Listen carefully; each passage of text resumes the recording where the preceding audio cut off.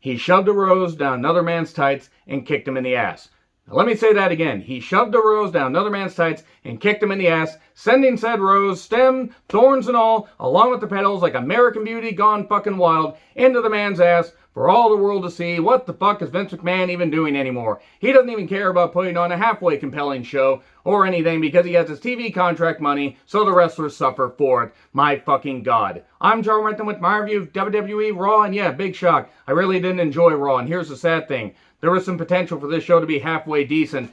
They didn't even try, though. And by they, I mean anybody in Vince McMahon's inner circle jerk. Johnny Ace, Kevin Dunn, Bruce Pritchard, any of the Vince McMahon douchebag yes men. And Vince himself just doesn't fucking care anymore, and the wrestlers suffer for it. There are wrestlers really going out there and trying to show off their skills. Men and women that are putting their bodies on the line and basically just working on a set. It is basically a goddamn sitcom right now because they only tape in one location. It is really fucking pathetic how far Raw has fallen, even in the last few years.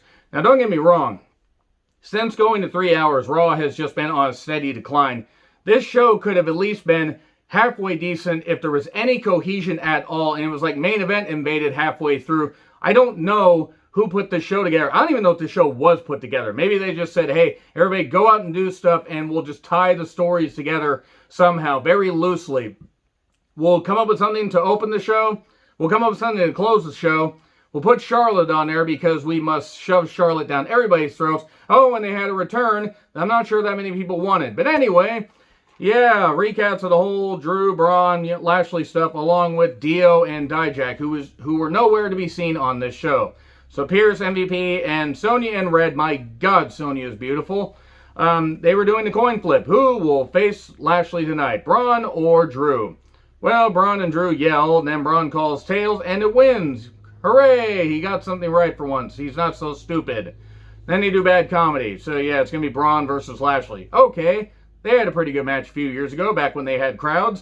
It's probably going to be one of the last times they had, a full crowd, because guess what? I don't anticipate that when they start touring again, they're going to get that many full crowds. Capacity restrictions or whatever. Even when people are hopefully vaccinated and getting back to their lives, as long as you're not an anti-vax, anti-mask idiot, and you get your vaccine, otherwise piss the hell off, I don't think they're going to get full crowds except maybe for the big 4 pay-per-views. Like, really, Vince McMahon has torpedoed this product to the point where only the diehards are watching.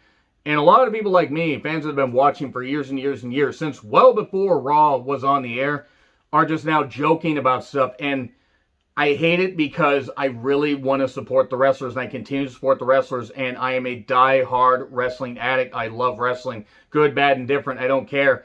This is barely even wrestling anymore. Anyway, here's Styles and Omos back from vacation, seemingly. I don't actually know if either of them or both of them happen to get the virus. Hopefully not. Hopefully they just gave him a little bit of time off because maybe there was an injury and they gave him a little bit, time to rest. But it's like we're back from the South Florida coast. Apparently, I guess the story went out that they went to Nigeria. I mean, Styles would not know geography that well because he thinks the earth is flat. And if you think the earth is flat, you have a problem. So he says, we weren't throwing tomatoes like the New Day, that whole thing. And they recapped that thing twice. They recapped that twice. I don't know why. So New Day come out and talk about winning the titles back. Xavier mentioning, making an impact players, and that was just incredible. Shoehorning that ECW stuff in. Actually, to be fair, the impact players were a pretty good team. During the dying days of ECW, Kofi talks about winning the WWE Championship and how he showed up the next night or whatever, and you guys just took off. What the hell? Omos, almost famous, Edward James Omos, he shouldn't talk. He has the passion for it. He doesn't have the ability yet. Styles is there to do the work and talk, and Omos is there to do the big man stuff. But anyway, it's a Raw, or it's a Mania, not a Mania Backlash rematch, because Mania Backlash hasn't happened yet. So goddamn stupid. Mania Night 1, and they faced off, and you know what? It wasn't a bad match. Omos starts, they sell right, and then Kofi does a trust fall and just splats everywhere. And then Styles comes in and he gets targeted for a while. They did this right because Omos was in there. And then New Day were just like beating up Styles because once Omos got tagged, oh no. Graves did say one point, Woods needs to avoid the grip of Omos. Okay, Graves, whatever you're into. Omos then gets tagged. He lays them both out and then eventually tags Styles back in. Phenomenal forearm, 1, 2, 3. He did show some impressive speed running between the corners. That was good stuff. So Styles and Omos retain. Good stuff. Not bad. Unfortunately, this was pretty much the highlight of the goddamn show. So, Pierce is talking to Sonya, says, hey, you're overstepping your bounds. What the hell are you doing? Stop overstepping. Know your place. Wait, Pierce didn't say that. It's probably Vince saying that. Okay, now for what everybody wants to know what I have to say. Eva Marie's in a car. I thought this was a Fast 9 preview, or in addition to it. She talks about grabbing everybody's attention, achieving dreams. It's the evolution. Evolution is a mystery. Okay, let me say right now, I never liked Eva Marie. I definitely don't like the fact that she's a trumper. I definitely don't like the fact her and her boyfriend are goddamn idiots. But you know what? She's going to get attention. Guess what? I'm also not going to blame her. And now, I don't like Eva Marie. I don't want to see her come back. I don't care how much she's trained. I saw her in that Hard Kill movie. You know how fucking bad that was? Hard Kill was really goddamn bad. She was bad in it. Everybody was bad. Bruce Willis was phoning it in. Let me say right now, no amount of training is going to prevent everybody from basically shitting on her, myself included. I will not shit on her, though, for the fact that so many releases happen. Apparently, she's been signed to a contract for a number of months. A few months, possibly as late or as far back as September or October. If that's true and they didn't know what to do with her, I mean, to be fair, she's Eva Marie, she's not any good.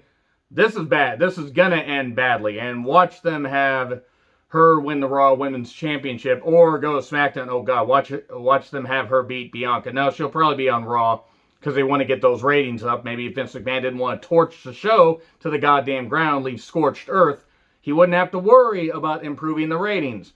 Eva Marie, I do not see this lasting very long. I really don't. I don't think that, I mean, she couldn't get any worse in the ring. She really fucking couldn't. She was also put out there well before she was ready. And then even then, she got that wellness violation for whatever reason it was, and then she ended up leaving. And the women's division was a whole lot better off for it because Eva Marie just was not any good, and I do not foresee this fucking working out. I want to say right now, though, this is not even the worst thing on the show. Not even close. When Eva Marie's possible return is not the worst thing on the show, and I'm not even that down on it, besides the fact that I don't really care for her. I think she's an idiot. That's saying something. Corey is leaving for Carmella for Eva, confirmed. Good God, he gushed so much, I think he had to wring his clothes out during the break. Have fun on seeing that. MVP and Lashley say the title will stay where it is at, you know, where it is going to stay on Lashley's shoulders after WrestleMania Backlash. So, tomatoes are thrown by Riker and Elias. Elias is fucking doomed. He's so fucking doomed. Orton gets hit with these tomatoes. He's not very happy. How the hell did you not see Orton stand in front of the New Day? Are you guys that idiotic? Well, Riker is. The Jackson Rection is. Cracker Commander Riker. Guy can fucking piss off. And anyway, so Sonya granted the Queen access through a back door. A line from Corey or somebody on commentary. I'm going to say right now, I don't think that new guy's going to work out very well.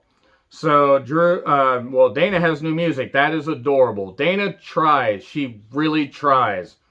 Dana with Mandy versus Charlotte. You're still my bitch, Flair. Because she said, you're still my bitch to Dana.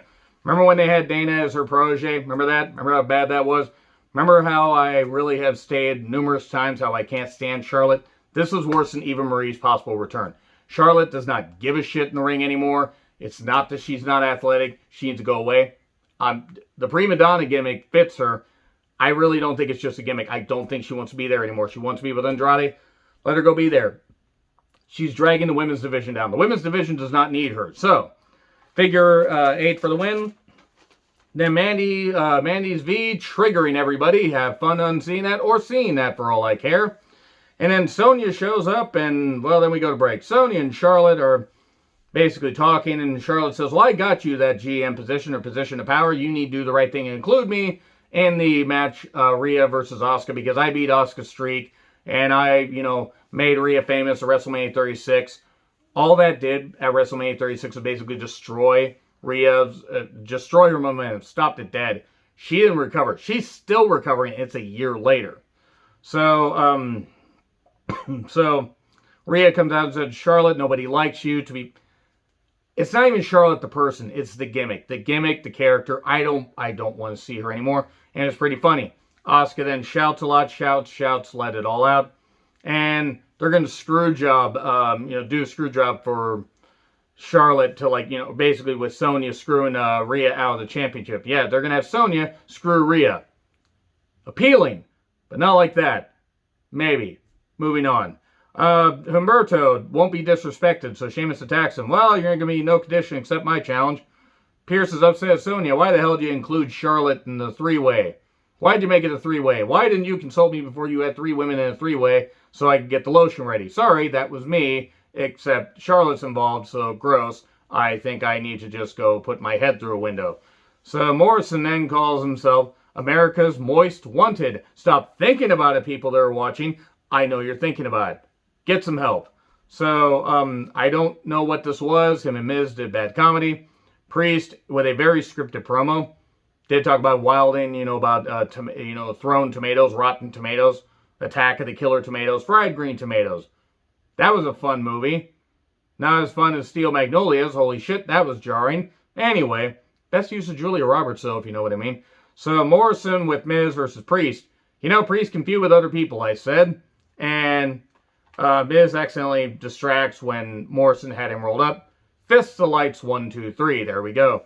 And then Mansoor's on Raw. Alright, he's got that 49-0 undefeated streak. That's important for later. MVP yells at Kayla. I like Kayla. Wish Kayla wouldn't get so much shit. So, Slam, we are in the middle of Shelton and Cedric versus Metalik and Dorado. Okay. When did main event invade the show? Why do they not care about tag team wrestling? I know these guys aren't competing for the tag titles, but there's only 5 tag teams on each show. So seriously, this is the best you could do. Metalik wins. Cedric yells at Shelton. You're holding me back. We're done. Cedric did not sound so good. Cedric sounded very winded. He sounded very rough. I know what it's like to sound rough, so hopefully he's okay. Hopefully he's just a little blown up or just a little passionate. But anyway, Shelton, then we'll talk a little bit later. But first, Angel and Gulak are talking. Gulak says, how can you be a ladies' man with no ladies? Is that rose for me? Joking about that. How about I take this rose and shove it up your ass? And I'm like, hey, he's not actually going to do that. Oh, I gave Vince too much credit. Then, Sheldon takes credit for Cedric being in the Hurt Business. That he may not have to like me, but he will respect me. Alright, so anyway, I'm going to save those for later. Garza versus Gulak.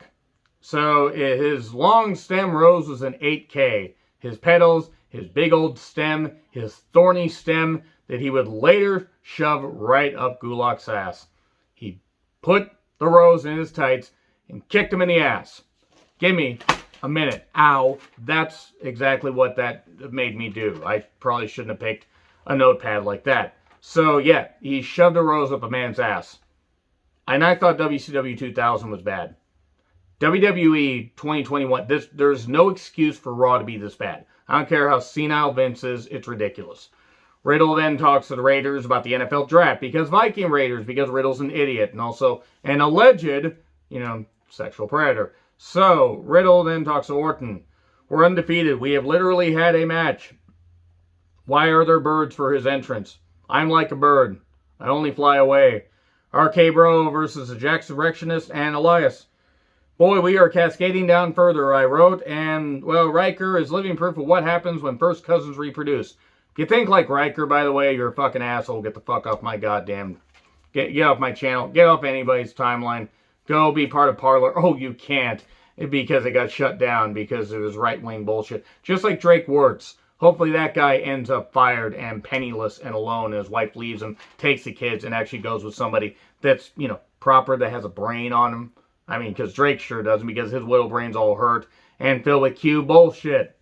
Anyway, why didn't they have Riker take the pin? Is Elias okay? He was holding his head a lot. I hope he's alright. So... man, Orton and Riddle are 2-0, or 2-0, bro. Can hear the collective groan from everybody that is still watching at this point. So, Drew talks about Dijak and Dio. It was me, Dio. Just talks about what they've done.